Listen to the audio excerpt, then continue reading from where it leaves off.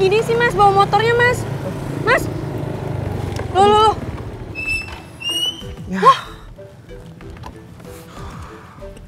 Kenapa Mas? Kayaknya motor saya mogok, Neng. Hah? Habis bensin? Enggak, saya udah isi bensin full tank tuh. Saya cek dulu ya. Lama nggak Mas? Ya kit mogoknya aja belum ketahuan, Neng. Jadi nggak bisa nentuin lama enggaknya. Yaudah deh Mas, saya cari kendaraan lain aja. Jangan, Neng. Biar saya tanya teman saya dulu yang bisa ngerti mesin ya. Sebentar, Neng.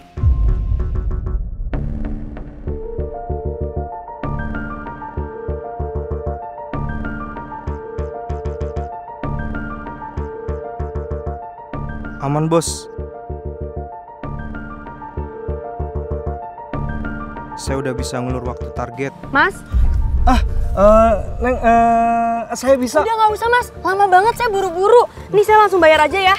Makasih ya Mas, maaf. Neng, tunggu Neng. Aduh, gawat. Harus lapor bos nih.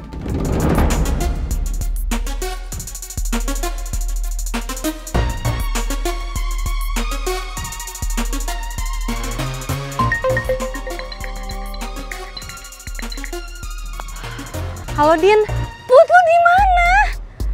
Aduh kita tuh sampai break dulu tau nggak karena nungguin lo dateng.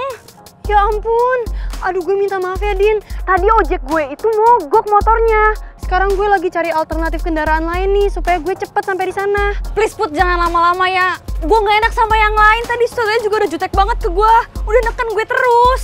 Gue minta maaf ya Din, gue nggak enak banget sama lo. Gara-gara kesalahan gue jadi lo yang kena. Ya gue sih nggak apa-apa Put. Yang penting lo datang ke sini dengan cepat. Oke, gue usahain secepat mungkin sampai di sana. Ya udah hati-hati. Ya Din, makasih. Aduh, harus cepet nih.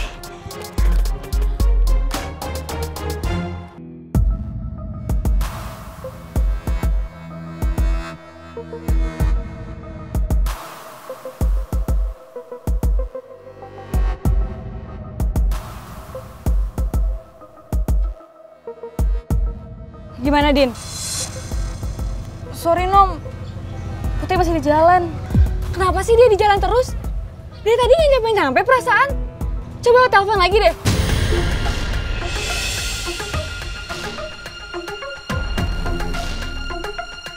Bisa-bisa gue telat cuma gara-gara dia doang. Sebenarnya gue nggak enak nih terus-terusan nelfonin Putri. Pasti dia makin panik kalau gue telepon lagi.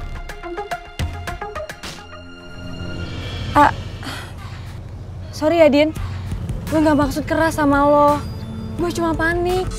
Iya gue ngerti kok Nom. Lagian juga kan ini salah gue. Gara-gara gue jadi ada miskom gini sama Putri. Maafin gue ya Nom.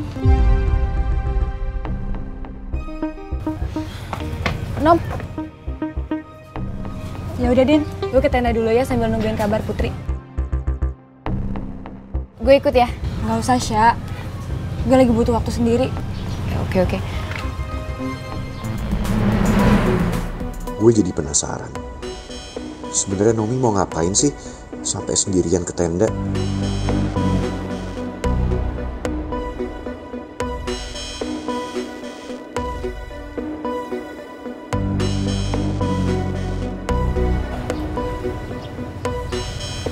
Udah sampai mana sih dia? Jalan. Bisa nambah-nambahin ya lo. Oh my gosh. So not professional. Riz, lu lihat sendiri kan? Tuh, kelakuan si Naomi, caper. Sengaja banget biar diikutin sama pangeran. Secara gitu, dia kan tahu kalau pangeran itu orangnya penasaran. Gue yakin ya, tuh anak tuh cuma pengen modus doang sama pangeran. Biar bisa berduaan, apalagi di tenda.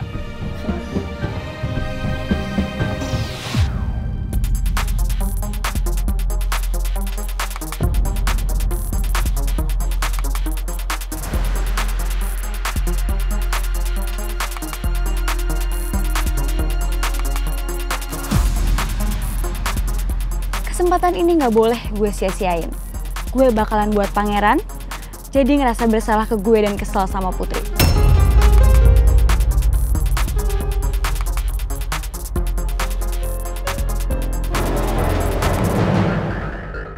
Aduh, gimana nih? Apa gue telepon bagian penyewaan lokasi ya biar minta tambahan waktu? Tapi harus nambah biaya overtime lagi. Belum lagi budget buat kru. Apa gue harus telepon bokap gue ya? Minta tambahan dana buat ini.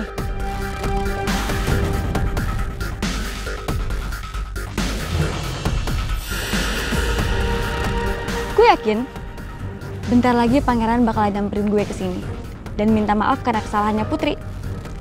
Well, permainan ini masih belum berakhir. Gak akan lama lagi, gue bakal jadi pendamping lu pangeran. Tapi sebelumnya, gue bakal bikin pikiran semua orang ada di sini makin bingung. Gue jadi kasihan sama Naomi. Gara-gara Putri telat datangnya, Naomi jadi ngeluarin dana ekstra. Mendingan gue telepon Putri. Tapi kalau gue telepon Putri lagi, ntar yang ada dia panik. Sebenarnya kamu di mana sih Putri usus goreng? Kamu nggak biasanya telat gini. Gue harus ngomong sama Naomi. Lu lihat sendiri kan, Ki? Pangeran udah kepancing sama kelakuannya Naomi. Dan gue yakin ya, telatnya Putri pasti udah diatur sama Naomi. Mendingan kita samperin Naomi sama Pangeran ke tenda, supaya kita tahu apa yang diomongin Naomi ke Pangeran.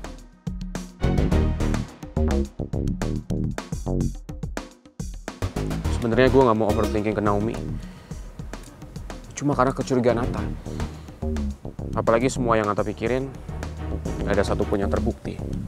Ayo.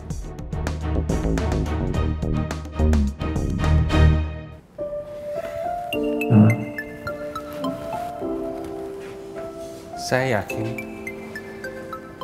kamu tahu maksud saya apa.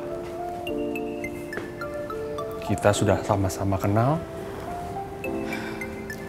Kita sudah tahu karakter kita masing-masing seperti apa.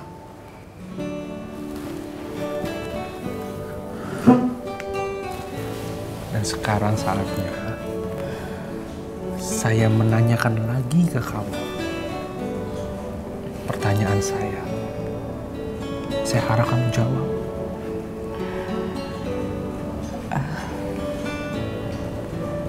Tapi Pak... Tidak.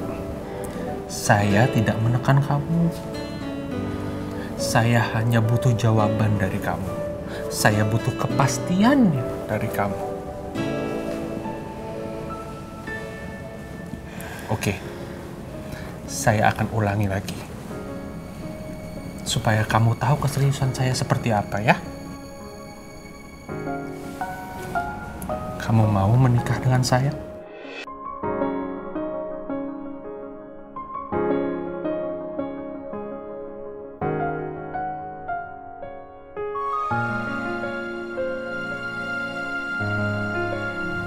Sekali lagi saya tanyakan sama kamu.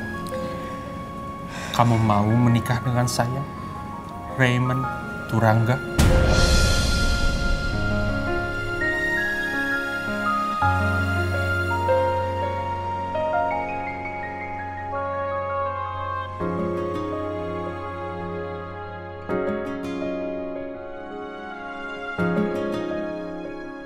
Aku nggak tahu harus jawab apa. Di satu sisi, sikap dan perhatian Pak Raymond bisa meluluhkan hati dan perasaanku yang selama ini kupikir udah membeku. Tapi di sisi lain, entah kenapa ada yang membuat perasaanku jadi ragu. Aku harap ini bukan karena aku yang belum bisa mengusut tuntas kasus kematiannya Mas Jaka.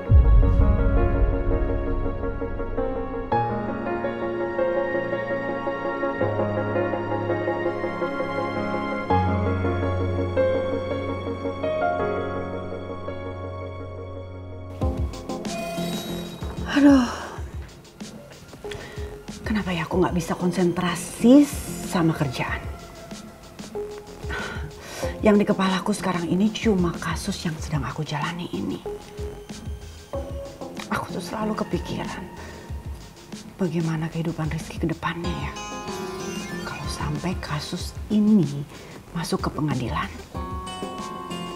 dan aku dinyatakan bersalah, lalu hukuman aku pasti akan lama. Aku nggak bisa ngebayangin masa tua aku akan dipenjara terus.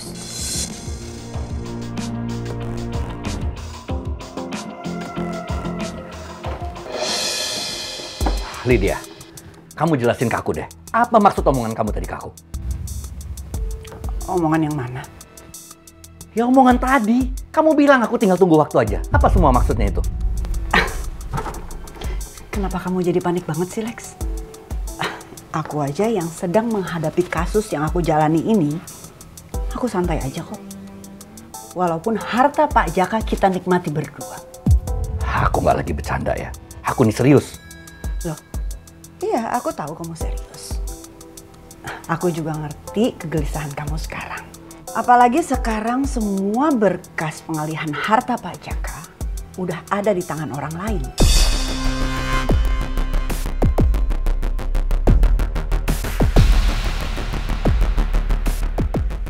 Apa maksud kamu? Nggak mungkin. Itu nggak mungkin.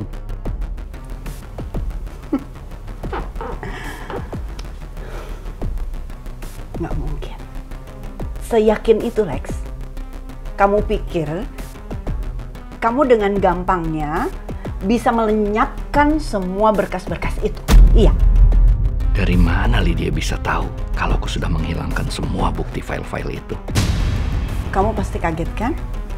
Aku bisa tahu dari mana. Kamu nggak usah sok tahu deh. Loh, aku nggak sok tahu. Aku bicara apa adanya, Lex.